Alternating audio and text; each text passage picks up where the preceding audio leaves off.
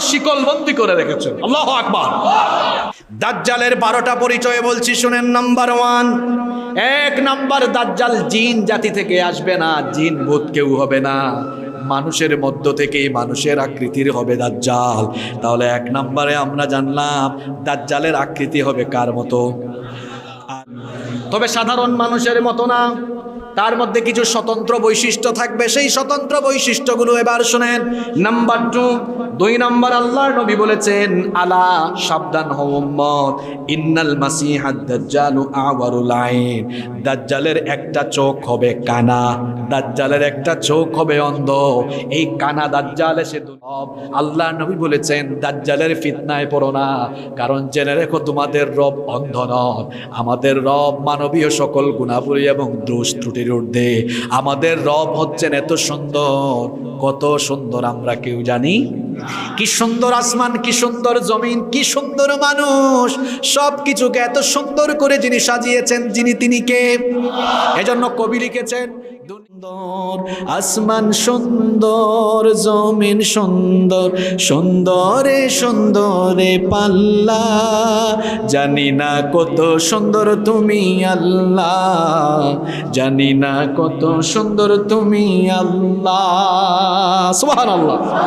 তাহলে দাজ্জালের 2 নম্বর পরিচয় জানলাম, দাজ্জাল হবে কানা, দাজ্জাল হবে অন্ধ।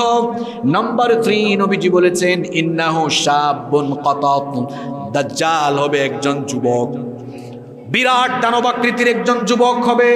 নাম্বার 4, দাজ্জালের 4 নাম্বার পরিচয়, নবীজির চামড়া হবে লাল, অন্য রেওয়ায়াতে এসেছে শুভ্র সাদা চামড়ার অধিকারী হবে। নাম্বার 5 নাম্বার হচ্ছে আন্নাহু জাদুশ শাআর, মাথার চুল হবে অস্বাভাবিক রকমের কোকড়ানো, কোকড়া চুল বুঝেন তো আপনারা? তার চুল হবে, আল্লাহর নবী বলেছেন, জাদুশ শাআর, অস্বাভাবিক কোকড়ানো চুল হবে। নাম্বার 6 নাম্বার হচ্ছে আল্লাহর হাবিব বলেছেন, মাকতুবুন বাইনা আইনাইহি কাফির। 2 রকমের রিওয়ায়াত আছে। দাজ্জালের কপালের মধ্যে আরবি 3টা অক্ষর লেখা থাকবে, কাফ, ফা, রা। সবাই বলেন ফা, রা। কোন হাদিসে এসেছে কাফ, ফা, রা, এই 3টা অক্ষর থাকবে। কোন হাদিসে এসেছে সরাসরি কাফের লেখা থাকবে। আল্লাহর হাবিব বলেছেন, যারা খাঁটি ইমানদার, খাঁটি ইমানদাররা পড়ালেখা জানুক আর না জানুক, তখন তারা ওই কাফির শব্দ পড়তে পারবে। এখন সাধারণভাবে আপনাদের মনে একটা প্রশ্ন জাগতে পারে, হুজুর, যারা পড়ালেখা জানে তারা না হয় পড়তে পারবে, কিন্তু অশিক্ষিত মানুষ এটা পড়বে কেমনে?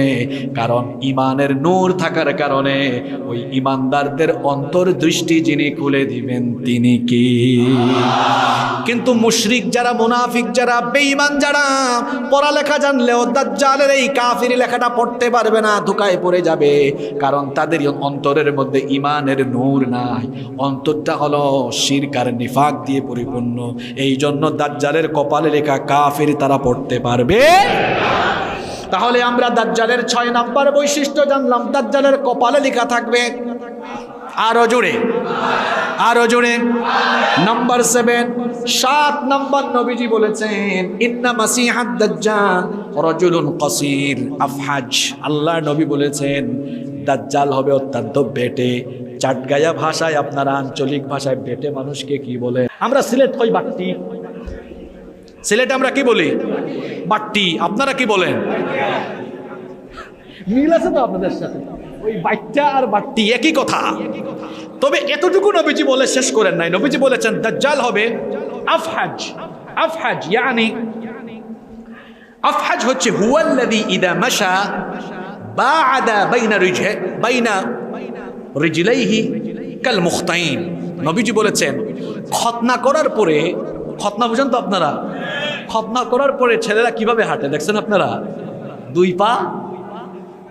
আপনারা আঞ্চলিক ভাষাটাকে কি বলে? দাজ্জাল এরকম সেগাইয়া সেগাইয়া হাঁটবে। এই বর্ণনা 1500 বছর আগে দিয়েছেন মুহাম্মদ সাল্লাল্লাহু। এই যে দেখেন সভাপতি সাহেব, যুবকরা হাঁটতেছে, দাজ্জালকে অনুসরণ করে অনেক যুবককে রাস্তায় দেখা যায় এরকম 2 পা ছড়ায়া ছড়ায়া হাঁটে, আসে না নাই? খবরদার আমার ভাইয়েরা, দুনিয়ায় কেমনে চলবেন? আল্লাহ বলেছেন, ওয়া ইবাদুর রহমানিল্লাযীনা ইয়ামশুনা আলাল আরদি হাওনা। বলেছেন নম্রভাবে বিচরণ করো, ভদ্রভাবে চলো, দুনিয়াতে সুন্দরভাবে চলো, অহংকারের বসে চলাফেরা করো না, দুই পা দুই দিকে ছড়ায়া হেঁটো না। আল্লাহ তাআলা কি সুন্দর শিখালেন, দুনিয়াতে হাঁটো নম্রভাবে মুমিনের মতো। একজন মুমিন সব সময় উত্তম স্বভাব নিজের মধ্যে প্র্যাকটিস করবে। এজন্য আমার যুবক তরুণ যারা আছেন, যুবক ভাইদেরকে বলবো, রাস্তাঘাটে আমরা ভদ্র ছেলের মতো হাঁটবো ইনশাআল্লাহ। অনেক ছেলে আছে রাস্তার মধ্যে হাঁটে আর শীষ বাজায়, ইতরের মতো মেয়েদেরকে ডিস্টার্ব করে, রাস্তার মধ্যে হাফ প্যান্ট পরে হাঁটে। এইরকম যুবক আছে না নাই? যারা হাফ প্যান্ট পরে হাঁটে এরা হলো দাজ্জালের অনুসারী। কারণ নবীজির অনুসারী কোনো উম্মত হাফ প্যান্ট পরে রাস্তায় কখনো হাঁটতে পারে?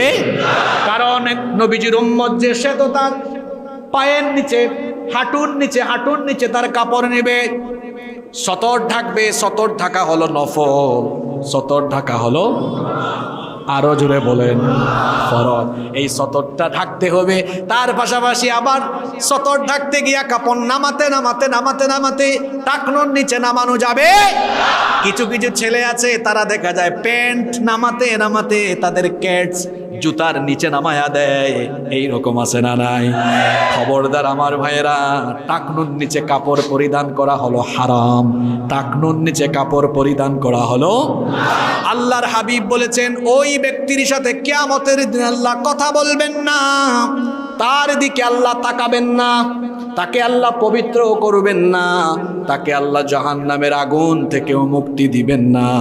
আল্লাহর নবী মোট 4টা কথা বললেন। যুবক তরুণ ভাইয়েরা মন দিয়ে কথাগুলো শোনেন।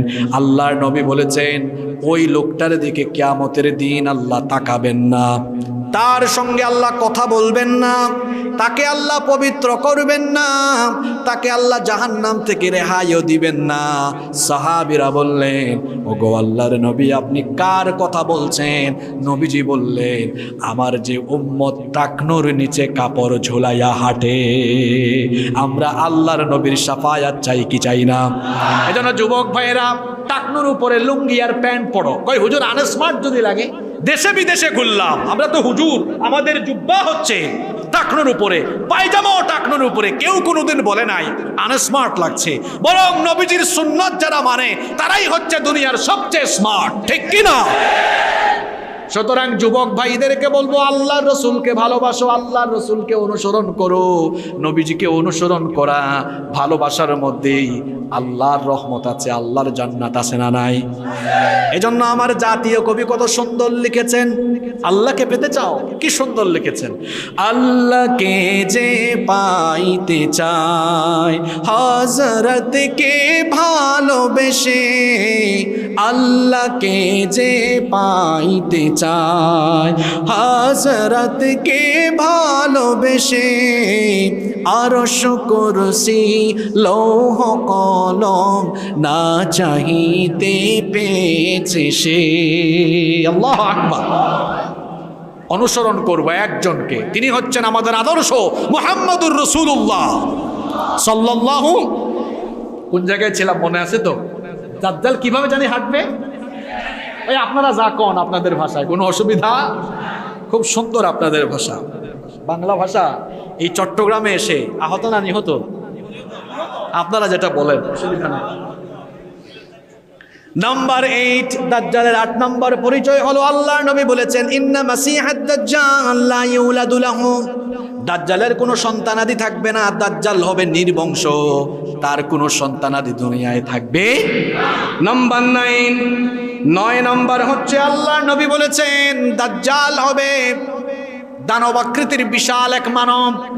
আমাদের মতো ছোটখাটো হবে না, বেটে হলেও শরীরটা হবে অস্বাভাবিক, দেখতে একটু দানব লাগবে। নাম্বার 10 নম্বর হচ্ছে, আল্লাহর হাবিব বলেছেন, দাজ্জাল হবে একটু বক্র, যেটাকে আমরা আঞ্চলিক ভাষায় বলি গাউরা, ঘাড় তেরা। দাজ্জাল হবে এরকম গাউরা আর ঘাড় তেরা। নাম্বার 11 নম্বর হচ্ছে, আল্লাহর হাবিব বলেছেন, আজলাল জাবহা, দাজ্জালের এই ললাট, এই কপাল এটা হবে অস্বাভাবিক প্রশস্ত। নাম্বার 12, 12 এবং সর্বশেষ হলো আল্লাহর হাবিব বলেছেন দাজ্জালের কাঁধ এবং গলা এটা হবে অস্বাভাবিক রকমের প্রশস্ত চওড়া। এই হচ্ছে দাজ্জালের 12টা পরিচয়।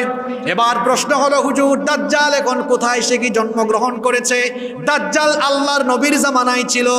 দাজ্জাল এই যে পিছনের তাকান কথা শুনে রেখুন, দাজ্জাল দুনিয়ায় চলে এসেছে, নবীজির সময়ে দাজ্জাল ছিল।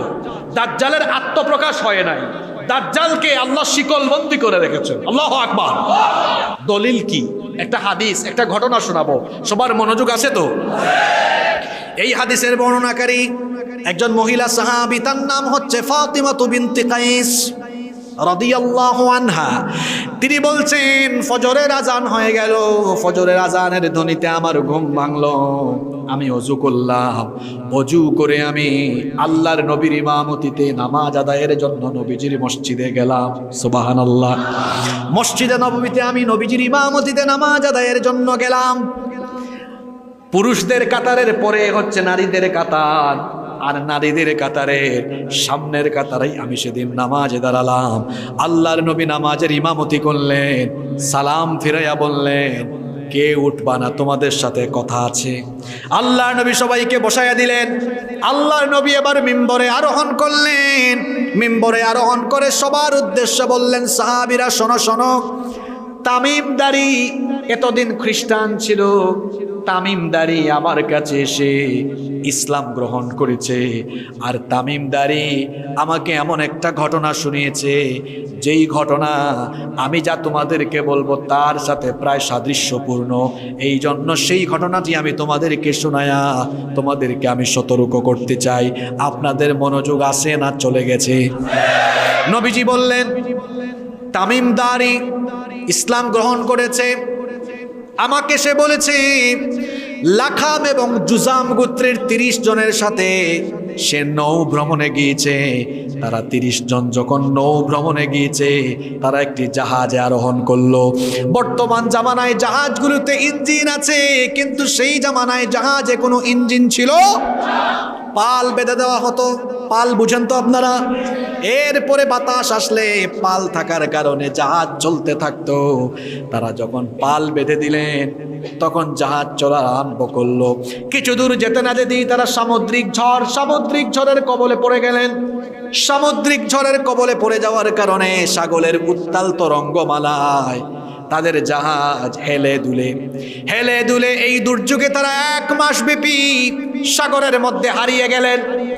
1 মাস পরে একটা অচিন দ্বীপে তারা অবতরণ করলেন। 1 মাস পরে সাগরের এক অচিন দ্বীপে সন্ধ্যার ঠিক আগ মুহূর্তে তাদের জাহাজ গিয়ে সেখানে অবতরণ করলো। তারা ওই অচিন দ্বীপে নামলেন। নামার পরে তারা হাঁটতে লাগলেন। কিছু দূর যেতে না যেতেই একটা ভয়ঙ্কর রকমের প্রাণী তারা দেখলেন। ওই প্রাণীর এত বেশি লোম ছিল, লোম দিয়ে তার পুরো শরীর ঢাকা থাকার কারণে কোনটা তার শরীরের সামনের ভাগ, কোনটা তার পিছনের ভাগ সেটা বোঝা যাচ্ছিল না। তারা ভয় পেয়ে গিয়েছিল। জিজ্ঞেস করলো মান আনতা, তুমি কে? সে তখন বলল আনাল জাসসাসা, আমি হচ্ছি গুপ্তচর গোয়েন্দা। তারা জিজ্ঞেস করলেন তুমি কার গোয়েন্দা? সে তখন বলল আমি কার গোয়েন্দা কিছুক্ষণ পর টের পাবা। সামনে আগাও, আগানোর পরে একটা ঘর দেখবা, ওই ঘরের মধ্যে ঢুকো, তারপরে আমি কার গোয়েন্দা সেটা ভালোভাবেই তোমরা টের পাবা। তারা এবার সামনে আগাতে লাগলেন। যেতে যেতে যেতে যেতে ওই ঘরের মধ্যে তারা ঢুকলেন। ঘরের মধ্যে ঢোকার পরে দেখলেন এক বিরাট দানব আকৃতির লোক। তার হাত, এই হাত থেকে একেবারে কাঁধ পর্যন্ত 2টা হাত শিকল দিয়ে বাঁধা, জিঞ্জির দিয়ে বাঁধা, পাও জিঞ্জির দিয়ে বাঁধা, একটা চোখ কানা, চুলগুলো কুকরানো, ললাট অনেক প্রশস্ত, বিরাট দানবাকৃতির এই মানুষ। তাকে দেখে তারা ভয় পেয়ে গেলেন। বললেন আপনি এখানে কে, আর আপনাকে এত ভয়ঙ্কর লাগছে কেন? তারা কিছুটা ভয় পেয়ে গেলেন। তারা যখন বললেন আপনি কে, ওই বিরাট দানব আকৃতির লোকটা বলল আমি কে, আমার পরিচয় তোমরা পরে জানবা।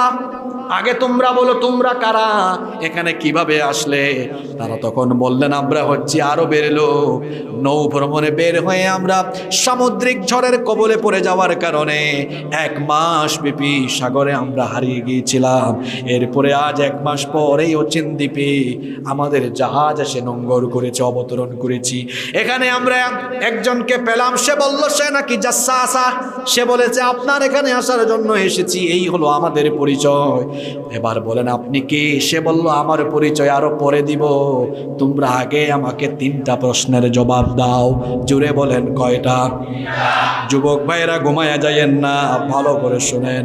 সে বলল আমার পরিচয় দিব পরে, আমার 3টা প্রশ্নের উত্তর দাও তোমরা আগে। তারা বললেন ঠিক আছে। এবার ওই বিরাট দানব আকৃতির লোক তাদেরকে জিজ্ঞেস করলো আমাকে বাইসানের খবর দাও।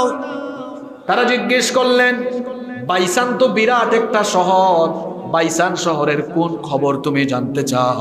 সে বলল বাইসানের খেজুর বাগানের খবর আমাকে বলো। বাইসানের খেজুর বাগানে এখনো কি খেজুর গাছে খেজুর আসে নাকি গাছগুলো মারা গিয়েছে? তারা বললেন বাইসানের খেজুর বাগানের গাছগুলোতে এখনো খেজুর আসে। সে বলল ঠিক আছে, 2য় প্রশ্নের জবাব দাও, তাবারিয়া উপসাগরের খবর আমাকে বলো। তারা বলল তাবারিয়া উপসাগরের কোন খবর তুমি জানতে চাও? সে বলল তাবারিয়া উপসাগরে পানি আছে নাকি পানি শুকায়া গেছে? তারা বললেন তাবারিয়া উপসাগরে এখনো প্রচুর পরিমাণ পানি আছে। সে বলল ঠিক আছে বুঝলাম, 3 নম্বর প্রশ্নের জবাব আমাকে দাও। জুগারের কূপের কি খবর? জুগারের ঝর্ণার কি খবর? জুগার হচ্ছে লূত আলাইহিস সালামের মেয়ের নাম, যেখানে তাকে দাফন করা হয়েছে ওই জায়গাতে একটা ঝর্ণা ছিল, এই জন্য ওই ঝর্ণার নাম হয়েছে জুগারের ঝর্ণা। সে বলল জুগারের ঝর্ণার খবর বলো। তারা বললেন কোন খবর তুমি জানতে চাও? সে বলল জুগারের ঝর্ণায় কি পানি এখনো আছে নাকি পানি শুকাইয়া গিয়েছে? তারা বললেন জুগারের ঝর্ণা এখনো পানি আছে। সে বলল জুগারের ঝর্ণার পানি দিয়ে মানুষ কি এখনো চাষাবাদ করে নাকি? তারা বললেন হ্যাঁ, জুগারের ঝর্ণা দিয়ে মানুষ এখনো, জুগারের ঝর্ণার পানি দিয়ে মানুষ এখনো চাষাবাদ করে। এই 3টা প্রশ্ন অবশ্যই আজকে আপনাদেরকে মুখস্থ করতে হবে। প্রশ্ন করেছে মোট কয়টা? দেখি কার মনে আছে। 1 নম্বর প্রশ্ন করেছে কি সম্পর্কে? হ্যাঁ, বাইসানের কি সম্পর্কে? বাইসানের খেজুর বাগান, বাইসানের, মাশাআল্লাহ আপনাদের মনোযোগ আছে। 2 নম্বর প্রশ্ন করেছে কোন উপসাগর সম্পর্কে? তাবারিয়া। তাবারিয়া বলেন কোন উপসাগর? 3 নম্বর কোন কূপ? জুগারের কূপ, জুগারের ঝর্ণা, জুগারের প্রশ্ন করেছে, তারাও জবাব দিয়েছে। এবার তারা বলল আপনি আমাদের প্রশ্নের উত্তরটা দেন। তারা বলল শোনো, প্রশ্নের উত্তর আরো পড়ে দিচ্ছি, আমার পরিচয় দিচ্ছি আরো পড়ে। আচ্ছা তোমরা যে আরবের লোক, আরবে যে একজন নবী আসার কথা, তিনি কি এসেছেন? কয় হ্যাঁ এসেছেন। কয় তার বর্তমান অবস্থান কোথায়? তারা বললেন তিনি এখন মক্কা থেকে হিজরত করে মদিনায় এসেছেন। সে জিজ্ঞেস করলো তিনি কি তার স্বজাতির সাথে কোনো যুদ্ধে অবতীর্ণ হয়েছেন নাকি? তারা বললেন হ্যাঁ, ইতিমধ্যে বদর হয়েছে। সে বলল যুদ্ধের ফলাফল কি? তখন তারা বললেন যুদ্ধে তিনি বিজয়ী হয়েছেন। সে বলল হ্যাঁ, এমনটাই তো হওয়ার কথা। তাকে যারা অনুসরণ করবে তারা মঙ্গলের মধ্যে থাকবে, কল্যাণে থাকবে। তারা বললেন এতক্ষণ ধরে আমাদের কাছে প্রশ্নই করছে, এবার তোমার পরিচয় দাও। যা যা জানতে চেয়েছো সব বলেছি। এবার সে বলল আনা মাসিহুদ দাজ্জাল, আমি হচ্ছি মাসিহুদ দাজ্জাল। তখন তারা বললেন তো তুমি এখানে কি করো? সে বলল আল্লাহ আমাকে এই সাগরের মাঝখানের অচিন এক দ্বীপে বন্দী করে রেখেছেন, এখানের মধ্যে কোনো জাহাজ আসতে পারে না। এই জায়গার উপর দিয়ে কখনো কোনো বাহন কখনো এই জায়গার উপর দিয়ে যেতে পারবে। যারা বিদেশ সফর করেছেন তারা জানেন, বিমান যখন মহাসাগরের উপরে দিয়ে যায়, বিমানেরও কিন্তু নির্দিষ্ট একটা রুট আছে। যারা বিমান সফর করেছেন তারা জানেন আপনি আটলান্টিকের উপরে বিমান নিয়ে যেদিকে ইচ্ছা ওইদিকে যাইতে পারবেন না, কারণ সাগরের মধ্যে এমনও কিছু জায়গা আছে যেখানের মধ্যে বিমান গেলে পরে সঙ্গে সঙ্গে পড়ে যাবে। আবার এই যে জাহাজ চলাচল হয়, পৃথিবীর 90% ব্যবসা বাণিজ্য হয় নৌপথে। এই যে চট্টগ্রাম পোর্ট, চট্টগ্রাম এই যে বন্দরের মধ্যে বিদেশি অনেক জাহাজ আসে, সুইচ খাল দিয়ে জাহাজগুলো যাতায়াত করে। গুগলে সার্চ করে দেখবেন আপনারা, জাহাজগুলো চলাচলের জন্য নির্দিষ্ট রুট আছে, যে কোনো মহাসাগরের মাঝখান দিয়ে আপনি চলে যাইতে পারবেন। কারণ মহাসাগরে এমন এমন জায়গা আছে, জাহাজ গেলে জাহাজ শুদ্ধা নিখোঁজ হয়ে যায়। মহাসাগরে এমন কিছু জায়গা আছে, সেখান দিয়ে উড়োজাহাজ গেলে উড়োজাহাজ নিখোঁজ হয়ে যায়। আজ পর্যন্ত পৃথিবীতে শত শত উড়োজাহাজ, শত শত জাহাজ সাগরে নিখোঁজ হয়ে গিয়েছে, এখনো তার কোনো খবর পাওয়া যায়। তারা বললেন, তুমি কে? সে বলল, আনা মাসিহুদ দাজ্জাল, আমি মাসিহুদ দাজ্জাল। তারা বললেন, তুমি এখানে করো কি?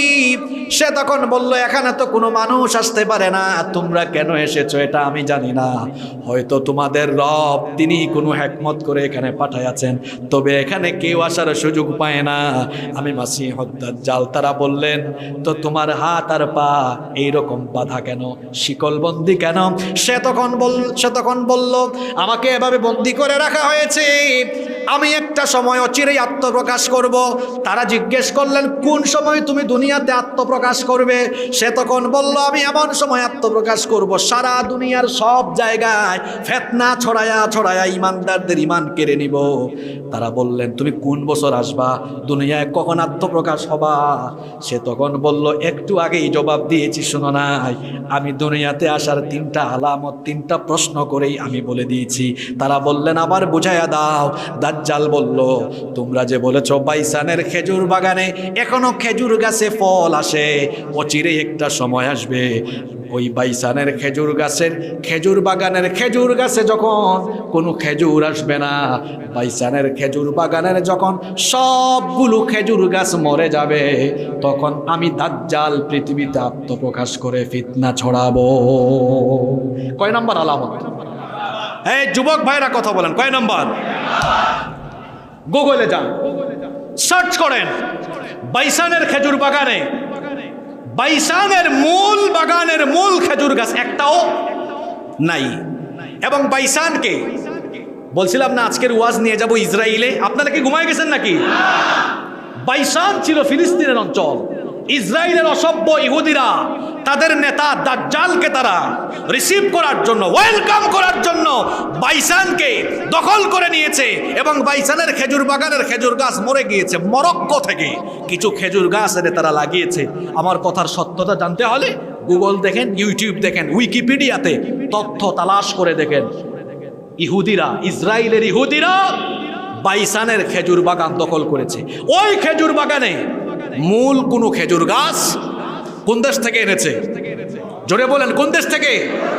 আজকে ওয়াজ শুনে বাড়িতে গিয়ে এগুলো মিলাইয়েন, যে হুজুর যেগুলা বলেছে এগুলো আন্দাজে বলে গেল নাকি ঠিকঠাক কথা বলে গেছে, মিলাবেন।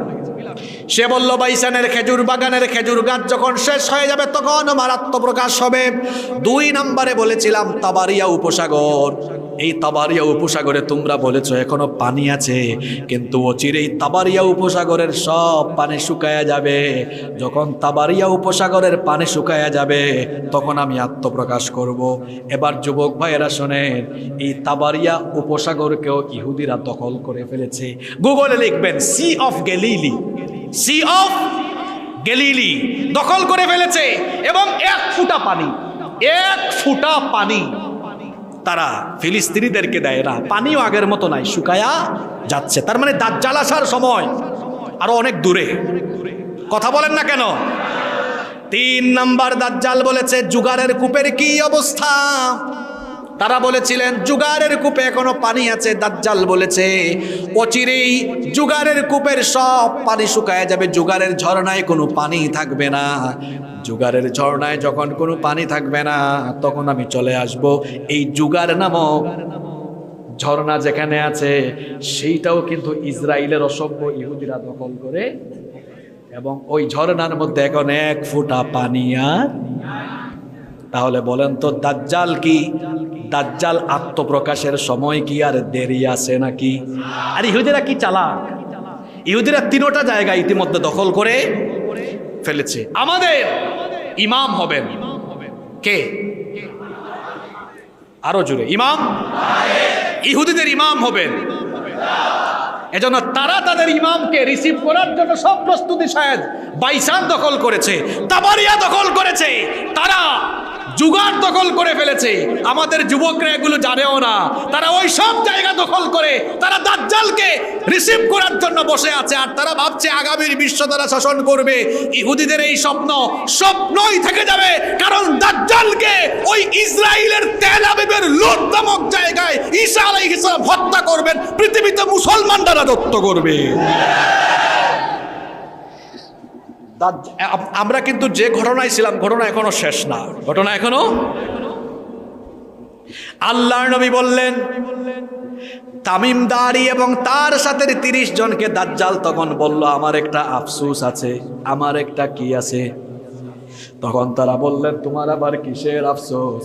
সে বলল, আমি তামাম দুনিয়াতে যেতে পারবো, কিন্তু 2টা জায়গায় ঢুকে আমি কখনো মানুষের ঈমান কেড়ে নিতে পারবো। তারা বললেন, কোন 2টা জায়গায় তুমি ঢুকতে পারবে না? দাজ্জাল বলল, আমি মক্কা আর মদিনায় ঢুকতে পারবো। মক্কার, এই যে আপনারা উমরা করতে যারা গিয়েছেন, মক্কা শহরে ঢোকার সময় দেখবেন রেহালের একটা গেট আছে না নাই? হাদিসে এসেছে, ওই স্থানের নাম উল্লেখ করা হয়েছে হাদিসে। যখন দাজ্জাল মক্কায় ঢোকার জন্য এই জায়গা দিয়ে যাবে, আল্লাহর রহমতের ফেরেশতারা দাজ্জালকে তলোয়ার দিয়ে সেখান থেকে ভাগায়া দিবে। দাজ্জাল আবার মদিনার দিকে যাওয়া আরম্ভ করবে, যেতে যেতে উহুদ পাহাড়ের কাছাকাছি যাবে, সেখান থেকেও ফেরেশতারা ভাগায়া দিবে। দাজ্জাল আফসোস করে বলেছে, এই 2টা জায়গায় আমি যেতে পারবো না। আল্লাহর নবী যখন সাহাবীদেরকে এই দাজ্জালের ঘটনা শোনাচ্ছিলেন, হাতের মধ্যে লাঠি ছিল। জুড়ে বলেন, কি ছিল?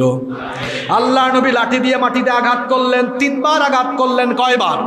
আল্লাহর নবী বললেন, হাদিহি তয়বা, হাদিহি তয়বা, হাদিহি তয়বা। তয়বা হচ্ছে মদিনার আরেকটা নাম, মানে পবিত্র শহর। নবীজি বলছেন, এটা আমার পবিত্র শহর মদিনা। হাদিহি তয়বা, হাদিহি তয়বা, হাদিহি তয়বা। এটা মদিনা, এটা মদিনা, এটা আমার মদিনা। এই জন্য আমার শহরে আল্লাহ দাজ্জালকে ঢুকতে দিবেন না। দাজ্জালকে তখন এই 30 জন জিজ্ঞেস করেছিলেন, তুমি দুনিয়াতে যাওয়ার পরে কতদিন তুমি থাকবা? আত্মপ্রকাশ হওয়ার পরে কই দিন থাকবা? সে তখন জবাব দিল, দুনিয়াতে আমি থাকবো মোট 40 দিন। তাহলে সবাই বলেন, দাজ্জাল দুনিয়াতে আসার পরে থাকবে কই দিন? আরো জুড়ে বলেন, কই দিন? তবে আমার 40 দিন তোমাদের 40 দিনের মতো না। দাজ্জাল বলেছে, আমার প্রথম দিনটা হবে 1 বছরের সমান। প্রথম দিন হবে, আরো জুড়ে বলেন, দ্বিতীয় দিনটা হবে 1 মাসের সমান, তৃতীয় দিনটা হবে 1 সপ্তাহের সমান, বাদ বাকি 37 দিন স্বাভাবিক দিনের মতো থাকবে। সাহাবীরা তখন বললেন, ইয়া রাসূলুল্লাহ, সবাই আমার সঙ্গে পড়েন সাল্লাল্লাহু আলাইহি ওয়াসাল্লাম। দাজ্জালের প্রথম দিনটাই যদি হয় 1 বছরের লম্বা, 1 বছরের সমান যদি প্রথম দিনটা হয়, তাহলে আমরা নামাজগুলো কিভাবে আদায় করব? কারণ একদিনে তো নামাজ হলো 5 ওয়াক্ত, তো সারা বছরের সমান যদি একদিন হয়, কেমনে নামাজ পড়ব? নবীজি বললেন, আমার আখিরে উম্মতের কাছে খবর পৌঁছায়া দিও, যদি দাজ্জালের জামানা তারা পেয়ে যায়, দাজ্জালের প্রথম দিনে তারা যেন নামাজগুলোকে অনুমান করে করে আদায় করে, অর্থাৎ নামাজগুলোকে তারা হিসাব করে করে কিছুক্ষণ পর পর নামাজ আদায় করে অনুমান করে যেন নামাজ আদায় করে। সুবহানাল্লাহ। এইভাবে করে দাজ্জাল দুনিয়াতে ফিতনা ছড়াবে। কষ্ট হচ্ছে আপনাদের? এবার আসেন, প্রশ্ন হলো, দাজ্জাল যে ফিতনা ছড়াবে, ফিতনাগুলো কয় রকম হবে? আপনাদের কি কষ্ট হচ্ছে? আমি কিন্তু শেষ দিকে চলে এসেছি, এখন আপনাদের মনোযোগী থাকা লাগবে। কষ্ট হচ্ছে বেশি? দাজ্জালের ফিতনাগুলো কি ধরনের হবে? হাদিস থেকে শুনুন। আল্লাহর নবী বলেছেন, দাজ্জালকে আল্লাহ কিছু অলৌকিক ক্ষমতা দিবেন। তার 1 হাতে থাকবে জান্নাত, আর 1 হাতে থাকবে জাহান্নাম। নবীজি বলেছেন, দাজ্জাল হলো ধোঁকাবাজ, দাজ্জাল হলো প্রতারক। সে যখন তোমাদেরকে জান্নাত দেখাবে, মনে করবা ওইটা হলো তোমাদের জন্য জাহান্নাম। দাজ্জাল যেটা জাহান্নাম দেখাবে, মনে করবা ওইটা তোমাদের জন্য। অর্থাৎ দাজ্জাল জান্নাত জাহান্নাম 2 হাতে নিয়ে বলবে, আমি তোমাদের রব, আমার উপর ঈমান আনো, ঈমান আনলে জান্নাতে যাবা, ঈমান না আনলে সুদাই আগুনে ফালায় দিব। আল্লাহর নবী বলেছেন, দাজ্জালের কাছে ঈমান বিক্রি করো না। জেনে বুঝে দাজ্জালের আগুনে যদি ঝাঁপ দাও, আগুনে ঝাঁপ দেওয়ার পরে দেখবা সেটা তোমার জন্য আল্লাহর জান্নাতের বাগান। আপনি ভারতে গেলে দেখবেন, ভারতে দেখার মতো যা কিছু আছে এগুলো হিন্দুদের বাপদাদারা বানায় নাই, সব মুসলমানদের হাতের স্থাপনা। এই ভারতকে মুসলমান 800 বছর শাসন করেছে। মুসলমান শাসকরা যদি সন্ত্রাসী হতেন তাহলে কি ভারতবর্ষে কোনো হিন্দু থাকতো? মুসলমান শাসকগণ ছিলেন উদার, তারা ছিলেন শান্তির পক্ষে। আর যার কারণে 800 বছরের শাসন আমলে, সুদীর্ঘ এই শাসন আমলের ইতিহাস বলছি, ইতিহাস সাক্ষী, তারা কখনো কোনো মন্দির দখল করে মসজিদ বানান, কোনো অমুসলিমকে পিটান নাই, মারেন নাই। মাত্র 70 বছর হয়েছে, 70 বছর হয়েছে ব্রিটিশদের থেকে যখন স্বাধীনতা লাভ করেছে, এরপর থেকে ভারত হিন্দুরা পরিচালনা করছেন। এই 70 বছরে তারা ইতিহাসের জঘন্য কাজ করেছে। আমাদের 800 বছরের শাসনে কোনো মুসলমান একটা মন্দির দখল করে নাই। তারা 70 বছরের শাসন আমলে ভারতের বহু মসজিদ ভেঙেছে, আমাদের বাবরি মসজিদ ভেঙে দিয়ে আমাদের হৃদয়কে তারা টুকরা টুকরা করে দিয়েছে। তারা তাবরিজ নামক যুবককে জয় শ্রীরাম না বলার কারণে পিটিয়ে পিটিয়ে নির্মম ভাবে হত্যা করেছে। এই হচ্ছে এই জঘন্য সন্ত্রাসীদের ইতিহাস। আমাদের সমাজে দাদাদের কিছু গোলাম দেখা যায়, যারা দাদা বাবুদের গোলামি করে এতদিন যা হওয়ার হয়েছে। কিন্তু নির্যাতিত ফিলিস্তিনিদের পক্ষে যখন দল মত নির্বিশেষে সব মুসলমান সমর্থন দিয়েছে, এরপরে সেই ফিলিস্তিনি মুসলমানদেরকে সন্ত্রাসী বলা, দাদা বাবুদের গোলামি এই দেশে যারাই করবে তাদেরকে দেশের মুসলমান জাতীয়ভাবে বয়কট করবে।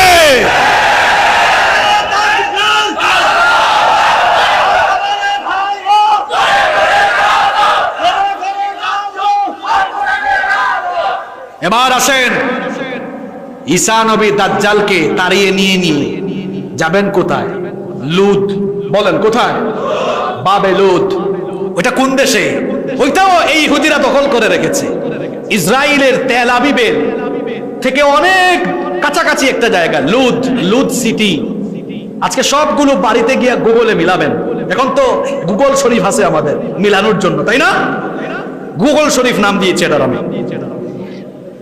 বাবে লুদের কাছে নিয়ে যাবেন, ওখানে গিয়ে ঈসা নবী তারে ধরবেন, বর্ষা দিয়ে তাকে, বর্ষার আঘাতে দাজ্জালকে তিনি খতম করবেন। আল্লাহু আকবার, আল্লাহু আকবার, আল্লাহু আকবার। দাজ্জাল শেষ, দাজ্জাল। ওই 70,000-এর অবস্থা কি হবে? এদেরকে মুসলমানরা কচুকাটা করবে। আল্লাহর হাবিব বলেছেন, কোন ইহুদি যদি জান বাঁচানোর জন্য গাছের আড়ালে যায়, আল্লাহ গাছের জবান খুলে দিবেন, গাছ বলবে ইমানদার, আমার পিছনে ইহুদি আছে, তাকে হত্যা করো। কোন দেয়ালের আড়ালে কোন ইহুদি গিয়ে লুকালে দেয়ালের জবান আল্লাহ খুলে দিবেন, দেয়াল বলবে হে মুজাহিদ, আমার পিছনে এসে দেখো এই ইহুদি, তাকে হত্যা করো। যে ইহুদিরা এখন মধ্যপ্রাচ্যে, ফিলিস্তিনে আমাদের ভাই বোন এবং নারীদের উপরে হামলা চালাচ্ছ, অপেক্ষা করো, ইমাম মাহদী এবং দাজ্জালের হাতে তোমাদের পতন হবে।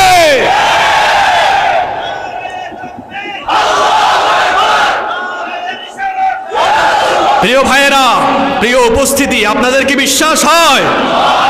আল্লাহর নবী বলেছেন, গত জুমার খুতবা ইউটিউবে আছে, যারা পারেন শুনে নেবেন। নবীজি ফিলিস্তিন সম্পর্কে 10টা ভবিষ্যৎবাণী করেছেন এবং বলেছেন এই ফিলিস্তিনিরাই আগামীর বিশ্ব শাসন করবে। এটা আমার মতো ছোট হুজুরের কথা না, বলেছেন বড় হুজুর মুহাম্মদুর রাসূলুল্লাহ সাল্লাল্লাহু। আল্লাহর নবী বলেছেন, আমার উম্মতের একদল লোক কিয়ামত পর্যন্ত হকের উপর থেকে লড়াই করবে। গোটা দুনিয়া তাদের বিরোধিতা করলো, আমি আল্লাহ ফেরেশতা পাঠাইয়া তাদেরকে বিজয় দিব। ফেরেশতা পাঠাইয়া বিজয় দিব।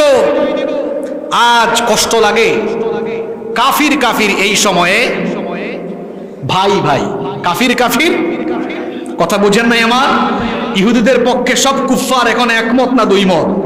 কয়েকটা দেশ আছে, রাশিয়া, চীন, উত্তর কোরিয়া, এরা রাজনৈতিক কারণে বিরোধী, পলিটিক্যাল কারণে, কূটনৈতিক কারণে। এছাড়া বাদ বাকি সব কাফেররা একজোট, কাফির কাফির। কিন্তু আমাদের খলিফারা, খলিফা মানে বুঝছেন তো আপনারা, আমাদের আমিরুল মুজাহিদিন যারা আরব দেশে আছেন, প্রিন্সরা, আর আমাদের 57টি রাষ্ট্রের মুসলিম রাষ্ট্রপ্রধানরা, আপনারা জনগণ তাদেরকে গালিগালাজ করেন কিনা এই ভয়ে তারা নামে মাত্র বিবৃতি আর প্রেস ব্রিফিং করে তারা তাদের কর্মকাণ্ড গুছায়া রেখেছেন। আবার কেউ কেউ মিডিয়ার সামনে বড় বড় কথা বলে ফিলিস্তিনিদের পক্ষ নিয়ে নিজের দেশের নৌবাহিনীও আবার জাতিসংঘের অধীনে শান্তিরক্ষী মিশনে পাঠিয়েছেন। এটা জাতিসংঘ নয়, এটার নাম মুসলিম জাতি নিধন সংঘ। কারণ তারা কাশ্মীরিদের পক্ষে কথা বলে না। Chechnya, Bosnia, Syria, Lebanon, Myanmar, Afghanistan, Kashmir, ফিলিস্তিন, এগুলোর নির্যাতন তাদের চোখে পড়ে না। দুনিয়ায় একটা কাফির মরলে তাদের হৌ মৌ শুরু হয়ে যায়। এজন্য বলেছি এটা জাতিসংঘ নয়, এটা হচ্ছে মুসলিম জাতিকে শেষ করে দেওয়ার সংঘ। আমাদের খলিফারা আর আমাদের মুসলিম রাষ্ট্রপ্রধানরা ভয়ের চোটে শেষ। আমেরিকা 2টা রণতরী পাঠিয়ে দিয়েছে, অস্ত্র শস্ত্র দিচ্ছে। ওইদিকে রাশিয়ার প্রেসিডেন্টের এক মিত্র চেচনিয়া চালায়, নাম জানেন তো আপনারা, রমজান কাদিরভ, কি সাহস করে বলেছে আমাদেরকে অনুমতি দেওয়া হোক, ইসরায়েলকে উড়াইয়া দিব, সাহস করে বলেছে। কিন্তু মধ্যপ্রাচ্যের কোন আরব দেশের রাষ্ট্রপ্রধান, ইরান বাদে অন্যান্য কোন মুসলিম রাষ্ট্রপ্রধানরা রমজান কাদিরভের মতো সাহসী কথা তারা উচ্চারণ করতে পারেন নাই। আমরা যুদ্ধের পক্ষে নই, কিন্তু অন্তত একজুট হয়ে যদি সবাই বলতেন অচিরে ইসরায়েল হামলা বন্ধ করা, নইলে ব্যবস্থা নিব। শুধু 57টি মুসলিম রাষ্ট্র একজুট হয়ে এই কথা বললে দেখবেন ইসরায়েলের ইহুদিরা ভয়ে থর থর করে কেঁপে ভূমধ্য সাগরে ভেসে যাবে। এক হতে পারে না। আমাদের খলিফারা আর আমাদের রাষ্ট্রপ্রধানরা এক হতে পারে? অবস্থা দেখে মনে হচ্ছে তারা আকাশের পানে তাকিয়ে আছেন। দেখি আমরা কষ্ট না করে আসমান থেকে আবাবিল আসে কিনা। এখন তাদের এই তাকানোর ফলে আল্লাহ যদি দয়া করে আবাবিল পাঠানো, এই আবাবিল কিন্তু গজব হয়ে ইহুদিদের উপরে পড়বে না। যদি পড়েও আমাদের খলিফা আর নিশ্চুপ থাকা মুনাফিক নামধারী ইমানদারদের উপরে, মুনাফিকদের উপরে আবাবিল গজব হয়ে পড়ে যাবে। কারণ অন্যায় দেখে, নির্যাতন দেখো আমরা চুপচাপ। আল্লাহ তুমি আমাদেরকে হেফাজত করো। আমরা বাংলাদেশে বসবাস করি, কিন্তু আমাদের হৃদয় ফিলিস্তিনে বসবাস করি। আমার তো মনে হয়, শোনেন, আমরা খালি ওয়াজের মাঠ গরম করার জন্য কথা বলছি না। যদি আমাদের সুযোগ থাকতো, আমাদেরকে রাষ্ট্রীয়ভাবে বর্ডার খুলে দেওয়া হতো, সুযোগ দেওয়া হতো, তাহলে এদেশের হাজারো নয় লক্ষ লক্ষ কোটি কোটি যুবক ফিলিস্তিনিদের জন্য জীবন দিয়ে দিত।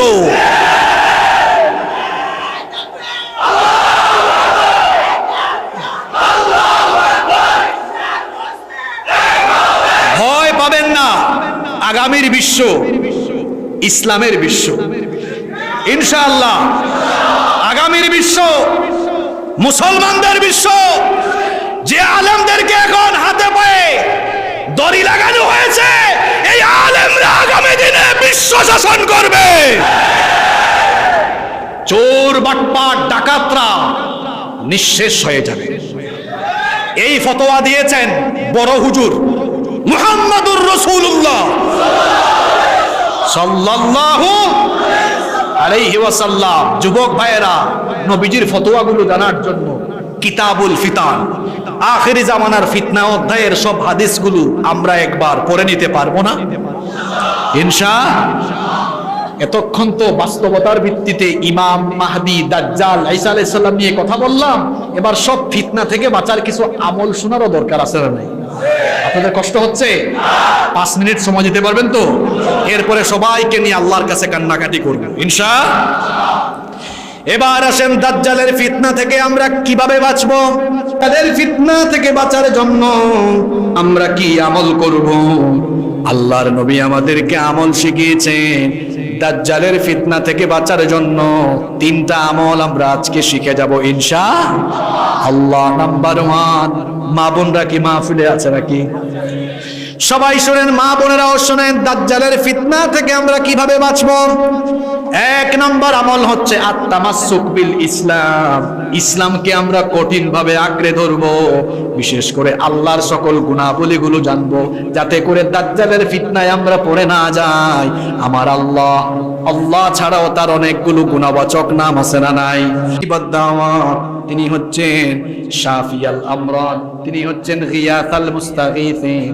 আমার আল্লাহর এরকম 99টা নাম আছে, এগুলো জানবেন, তাহলে দাজ্জালের ধোঁকায় পড়ার কোনো সুযোগ থাকবে।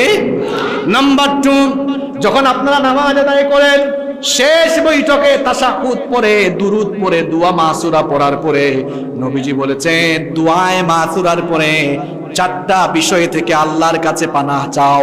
জুড়ে বলেন কয়টা?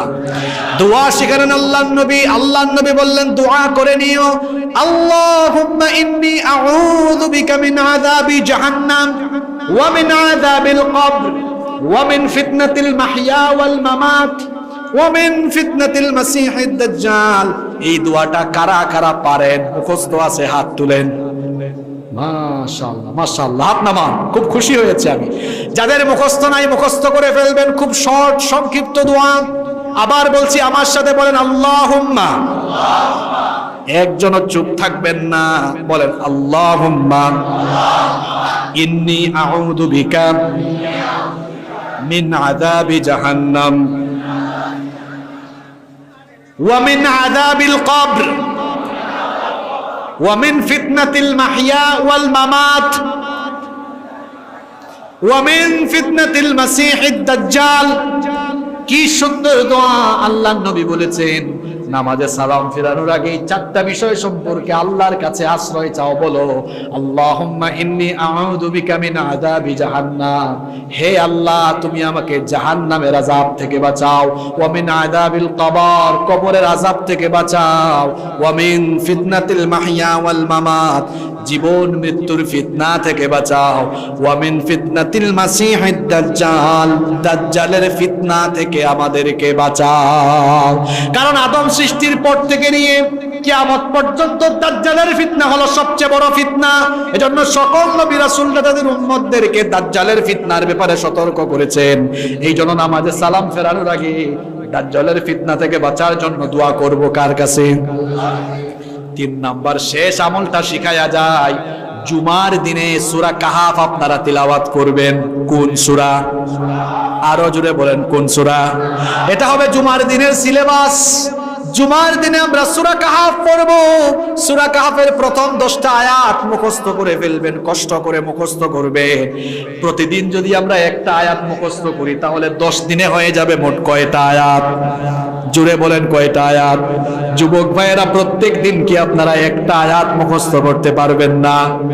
তাহলে 10 দিনে হয়ে যাবে 10টা ইনশাআল্লাহ। এই সূরা কাহাফের 10টা আয়াত মুখস্থ করবেন। পুরা সূরা যদি নাও পারেন, তো 10টা আয়াত অন্তত মুখস্থ করবেন, আর জুমার দিনে পড়বেন। নবীজি বলেছে, এই 10টা আয়াত যারা, সূরা কাহাফের 10টা আয়াত যারা মুখস্থ করে জুমার দিনে পড়বে, আল্লাহ তাআলা তাকে দাজ্জালের ফিতনা থেকে বাঁচায়া দিবেন। আল্লাহ আমাদেরকে ইমাম মাহদির সৈন্য হওয়ার সব রকমের কোয়ালিটি দান করেন। আল্লাহ আমাদের দুর্বল ইমানকে সবল করে দেন। আমাদের সবাইকে ইমানের জন্য কবুল করে নেন। অনেক মানুষ দাঁড়িয়ে আছে, আমি দেখতে পাচ্ছি, কেউ উঠবেন না। এটাই হতে পারে জীবনের শেষ মাহফিল, শেষ মুনাজাত। নিজের বাপের জন্য, মায়ের জন্য দোয়া করেন যারা কবরে চলে গিয়েছে।